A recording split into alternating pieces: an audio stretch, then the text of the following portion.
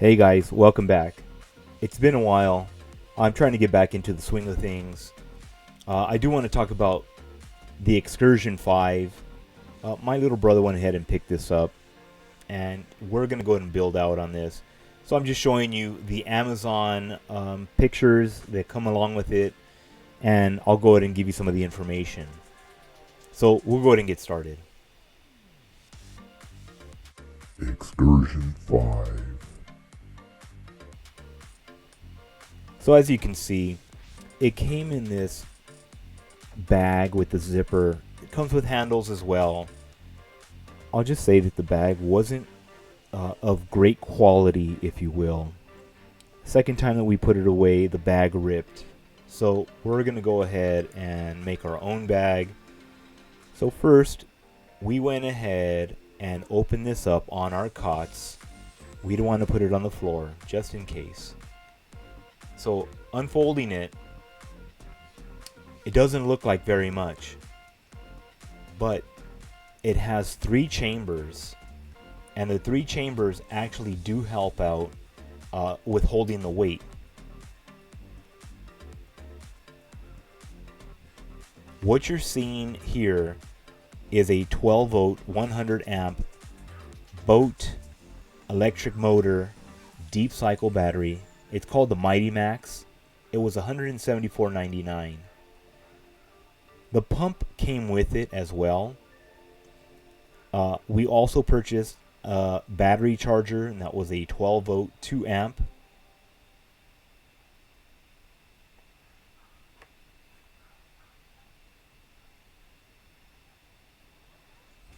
So as you've seen, there was 3 chambers. We inflated the floor, the second chamber, and then the third chamber. It's pretty shallow, as you can see here. But what we're going to do is we're actually putting a floor, 3/4 inch ply, that we're going to wrap in carpet. And then around the edges so that the ply doesn't rub against the boat itself, we're going to use that pipe insulation. You'll see in just a moment. So it was 3 feet at its widest. Double checking. We did the snap line, as you can see, 3 feet exactly. And then we measured to the middle of the boat where it starts to kind of close in the shoulders. We cut it out. We used cardboard. Here you can see the swivels that we purchased. Also, we got the Atwood camouflage padded boat seat, the Cadian plated 360 marine boat swivel, also the Sea-Sense adjustable seat pedestal, and another economy floating seat. Prices will be listed in the description. Here you can see the seat itself. Pretty nice. This took a lot of planning. We used liquid nails on the plywood with a slotted 1/8 trowel that we've created so that the Econo rug would stick safely. This is the 3/4 inch pipe insulation that we'll be using around the edges so that it doesn't rub, doesn't splinter, and doesn't cause a hole. More on that in just a moment. Beautiful summer day. I put the camera down for just a moment, and it was such a beautiful day. Take a look. Don't you agree? Oh my God, what was that? Anyways, getting back to our Econo rug, we used a soldering gun that we have to basically make the holes on the rug, to cauterize and to stop any frayed carpet from coming up. We took our time and we did this on every cut piece just to make sure we didn't get any fray. Since this is rug that is recyclable, it worked out really well. Here's the 3/4 inch pipe insulation going around the sides. It goes fairly quickly. We did this when the liquid nails was wet and the hot sun. This was during summertime. It dried fairly quickly, about maybe 4 hours. But this stuff goes on fairly quick. We also went ahead and cut the corners at the very bottom. Now, it's not a very good job, but for our purposes, it will work. I did not include any of the hardware cost or pricing. All of this is stainless. We went ahead and started to ratchet these down, and there was about maybe 1/8 of an inch or so that popped up after we ratcheted everything down.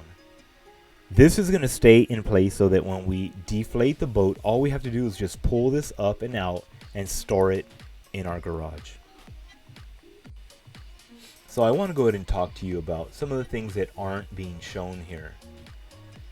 One of them was we got the Newport Vessel NV Series 55-pound thrust saltwater transom mounted trolling electric trolling motor with LED battery indicator and 30-inch shaft. That's a lot. It was $195.56. It's 55 pounds of thrust. This thing looks like it's going to be a beast.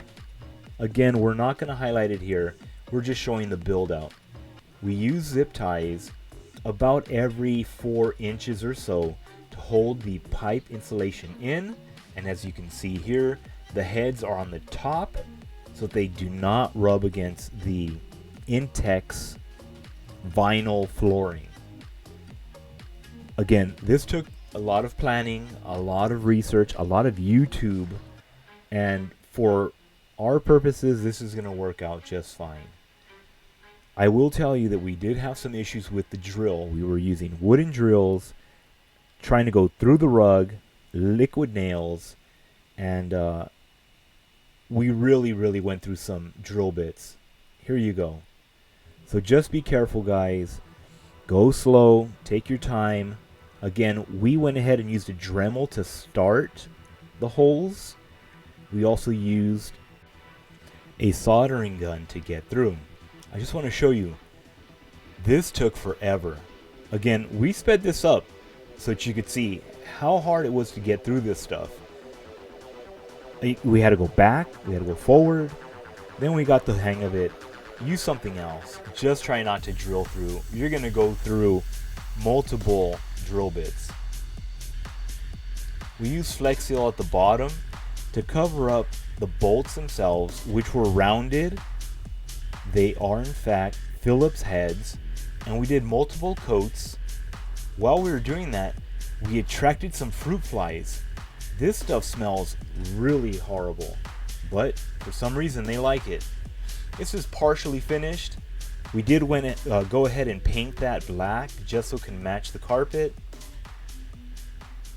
And that's all I have for you guys.